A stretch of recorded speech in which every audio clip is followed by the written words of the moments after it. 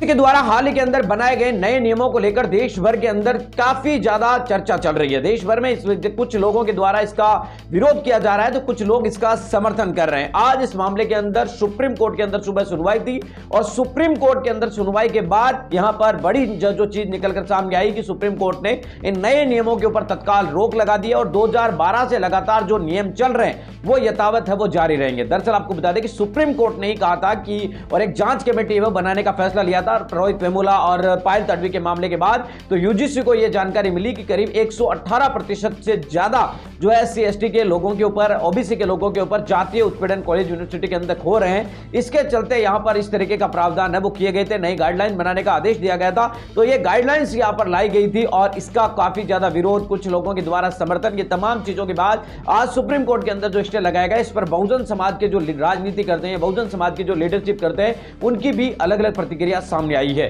BSP supremo Mayawati ji की बात करें तो यहां पर बीएसपी अध्यक्ष मायावती जी ने सबसे पहले लिखा कि विश्वविद्यालय अनुदान आयोग के द्वारा, जो यूजीसी के द्वारा जो नए कानून लगाए गए थे, नए नियम बनाए गए थे और आज सुप्रीम कोर्ट का जो फैसला आया है, सुप्रीम कोर्ट के द्वारा जो इन नियमों के ऊपर स्टे लगाई गई है, उसका बहुजन समाज पार्टी की सुप्रीमो मायावती जी ने उचित माना है। बीएसपी अध्यक्ष मायावती जी ने कहा कि जो स्टे लगाया गया है कोर्ट के द्वारा वो उचित है। उन्होंने यह भी कहा कि नेचुरल जस्टिस के तहत यहां पर अपर कास्ट के लोगों को भी जांच कमेटी में वो शामिल करना चाहिए था। तनावपूर्ण वातावरण के अंदर इन्हें लागू करना उचित नहीं है। यह बसपा सुप्रीमो मायावती जी की तरफ से प्रतिक्रिया सामने आई है।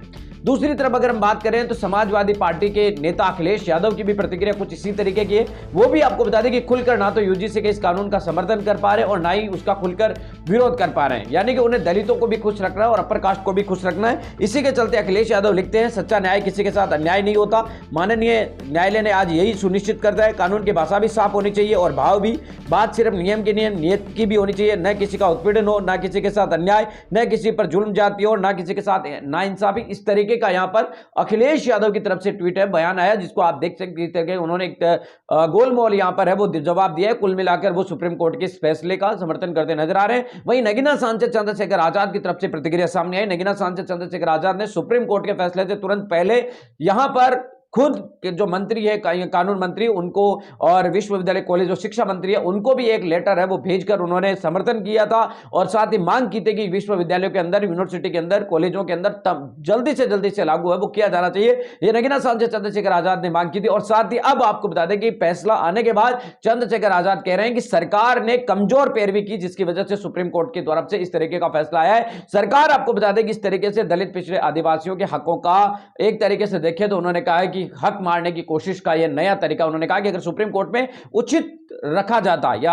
सुप्रीम कोर्ट के अंदर सही से सुनवाई होती तो यहां पर इस तरीके का फैसला नहीं आता। उन्होंने कहा कि फैक्ट रखे ही नहीं गए। दलितों के ऊपर, पिछड़ों के ऊपर, आदिवासियों पर 118% जो अत्याचार बढ़े, अगर वही जानकारी वहां पर सुप्रीम कोर्ट के अंदर रखी जाती तो शायद सुप्रीम कोर्ट स्टे नहीं देता। तो यहां पर आप देख सकते हैं मिली जुली प्रतिक्रिया उत्तर प्रदेश के बहुजन नेताओं की है वो निकलकर सामने आ रही है। देश भर में यूजीसी को लेकर दो धड़े हैं वो हो चुके हैं। एक यूजीसी के समर्थन में नजर आ रहा है तो कुछ लोग आपको बता दें कि उसके विरोध में खड़े नजर आ रहे हैं। आपकी क्या प्रतिक्रिया, कमेंट करके